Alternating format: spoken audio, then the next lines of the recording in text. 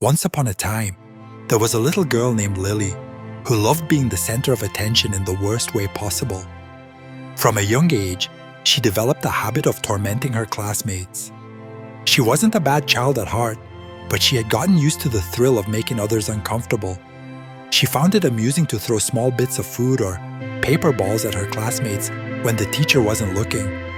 She would often wait for the perfect moment when the teacher's back was turned and launch her tiny attacks with precision.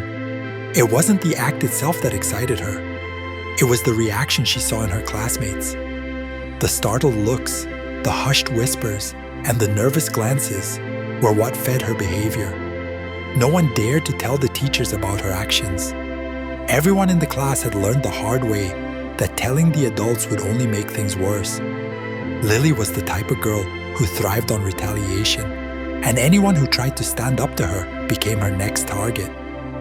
Even those who once tried to be her friends quickly realized that it was better to stay out of her way. They figured that as long as they weren't on the receiving end of her mischief, they could manage to get through the day. Some even tried to pretend she wasn't there, but Lily knew how to command attention. Her methods became more creative as time went on. She'd sometimes leave rude notes in backpacks or make unkind comments about her classmates' appearances. The classroom had become her stage, and her classmates were her unwilling audience. One day, however, Lily's world shifted. It began like any other school day. She threw bits of bread at a boy sitting in front of her during lunchtime, and nobody said a word. The day continued in its usual fashion until the afternoon bell rang. As Lily packed up her things to leave, she heard her name called over the intercom. "Lily, please come to the headmistress's office immediately." A sudden chill ran down her spine. She had never been called to the headmistress's office before.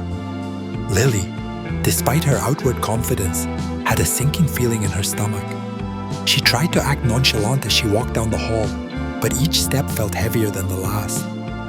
When she reached the office, she hesitated at the door before pushing it open. To her surprise, she saw her parents sitting there, their faces serious and unreadable. The headmistress was mid-sentence, and just as Lily entered, she heard the words, "Ah." And that is why she is now being expelled from the school. Lily's heart dropped. Expelled? How could this be happening? She had always felt invincible, like the rules didn't apply to her. Her father looked at her and said calmly, "Go wait in the car, dear. Mom and I will handle this." Relieved, Lily quickly left the office and walked to the car. She sat there, her mind racing. She thought about what had just happened, but mostly she felt a sense of pride. "They'll fix this," she thought to herself. "Mom and Dad always fix everything. I'll be back in school tomorrow, and everything will be back to normal."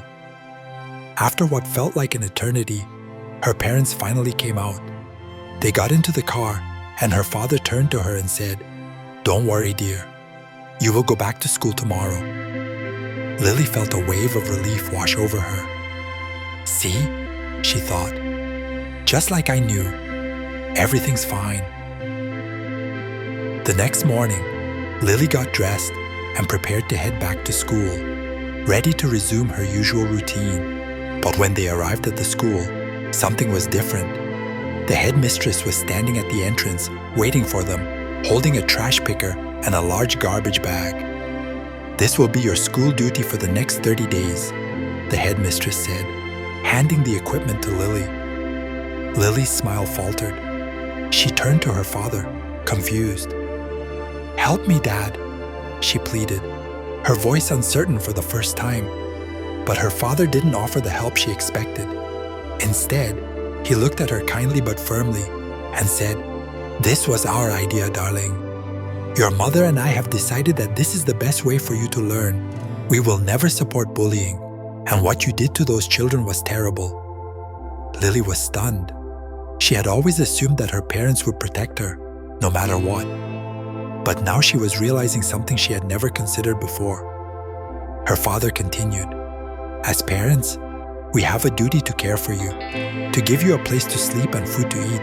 But more than that, we have a responsibility to raise you to be a good person. And that means helping you understand the consequences of your actions. We can't let you continue to hurt others because one day, those choices will hurt you too. Lily stood there, trash picker in hand, feeling small. For the first time, she truly grasped the weight of what she had done.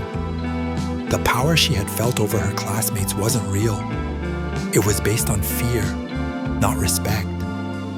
And now faced with a punishment that was supported by the very people she had thought